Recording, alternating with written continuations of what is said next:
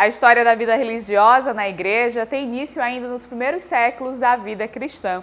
Foram homens e mulheres que se propuseram a seguir os exemplos evangélicos de Cristo, seguindo-o mais de perto a fim de imitá-lo com mais liberdade. Os detalhes sobre a história dessa vida religiosa você confere agora nessa entrevista. Neste terceiro domingo do mês, a igreja celebra a vocação religiosa, onde homens e mulheres consagram a sua vida a Deus.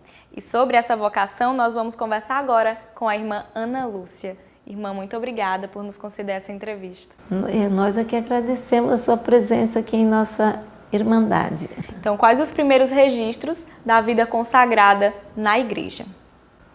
A vida religiosa consagrada, ela nasce logo no terceiro século do cristianismo, a partir dos homens que se decidem uma vida mais austera, de maior silêncio, por isso se retiram para o deserto. E eles, nesse momento, eles faziam sua consagração a Deus de forma individual.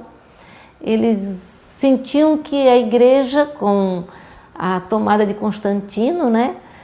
Então a igreja passa de perseguida, né, a ser agora sob o domínio do império, né, Constantino, e a igreja vai perdendo aquela força profética, a força do martírio, a força do testemunho.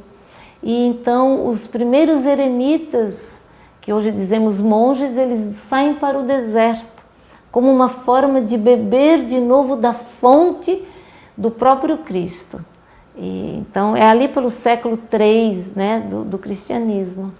Depois, outro momento importante da origem da vida religiosa consagrada, ela se dá no século XIII, exatamente com São Francisco de Assis, com São Domingos de Gusmão, que passam então a ter uma vida religiosa agora itinerante, mendicante, no meio dos pobres. E aí já entra a figura de Santa Clara de Assis, que aí começa também a vida religiosa feminina. E quais são as principais características da pessoa, do consagrado que vive nessa missão religiosa? Então, pelo batismo, todas nós somos consagrados à família de Jesus. Nessa consagração, cada um sente dentro de si o chamado, que na verdade é um grande mistério. O chamamento é um mistério e que a gente consegue captar e responder e viver essa missão. Para a vida religiosa consagrada, nos moldes que temos hoje, ela se caracteriza como uma vida de radical seguimento a Jesus, por isso os votos de pobreza, obediência e castidade. E ela vive em comunidade, então dentro de um instituto religioso, de uma congregação religiosa, né, dentro de uma associação religiosa, que nós chamamos normalmente de congregação, que tem uma forma de vida única, própria. Então, aqueles homens, aquelas mulheres que optam pela vida religiosa naquele instituto, naquela congregação, têm o que chamamos de forma de vida, que congregam todos aquele mesmo projeto, né? Então, uma espiritualidade própria. Então, os irmãos jesuítas, eles seguem a espiritualidade de Santo Inácio de Loyola. Nós que somos uma congregação franciscana, então as irmãs catequistas franciscanas, professamos a nossa consagração a partir da espiritualidade de São Francisco e Santa Clara de Assis. E vivemos em comunidade, ou seja, numa vida regular, numa mesma casa, com 4, 5, 10 irmãs, irmãos, né? E ali também vivemos a oração comunitária diariamente. Ali vivemos a vida fraterna, que é mais do que uma vida comunitária, ou seja, não estamos apenas debaixo do mesmo teto. Nós convivemos, nós testemunhamos ao mundo o amor que existe entre nós. E também tem a dimensão da apostolicidade. Cada congregação ela é chamada por Deus para cumprir uma missão no mundo a partir de um carisma próprio. E esse carisma que vem do Espírito, que é um dom do Espírito, ele desemboca num serviço ao povo. Cada congregação, então, ela tem uma diaconia, um serviço específico. Tem congregações que nasceram para trabalhar, para dedicar-se ao serviço da catequese, ou da educação, ou do cuidado com doentes, ou com moradores de rua, ou com migrantes. E aí temos a vida religiosa consagrada no estilo monástico, das irmãs, irmãos que vivem em clausura, em mosteiros. Então é uma vida mais reclusa, mas não é afastada do mundo. Há um equívoco, né, às vezes, em pensar que essas irmãs e irmãos estão desligados, alienados da realidade. Não.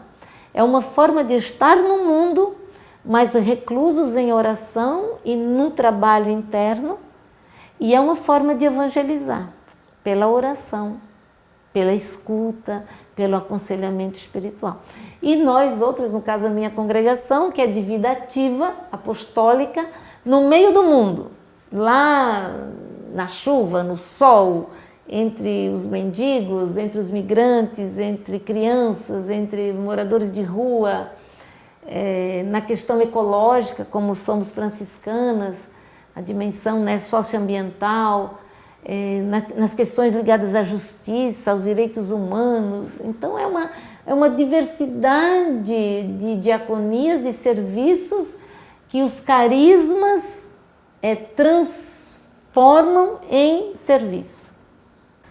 E o que o chamado à vida religiosa tem a dizer ao nosso dia a dia, ao nosso tempo? A vida consagrada religiosa é um dom para a igreja. E a igreja, ela é a seguidora de Jesus. Então nós somos, acima de tudo, seguidores e seguidoras de Jesus. É por causa de Jesus e o seu projeto que nós entregamos nossa vida a serviço da vida, principalmente onde ela está mais ameaçada. Nos tempos atuais, tão sombrios, tão emblemáticos, né? Onde as relações estão tão truncadas, as questões políticas entrando de cheio, né, no mundo religioso, está havendo tanta disseminação de uma política de morte, né?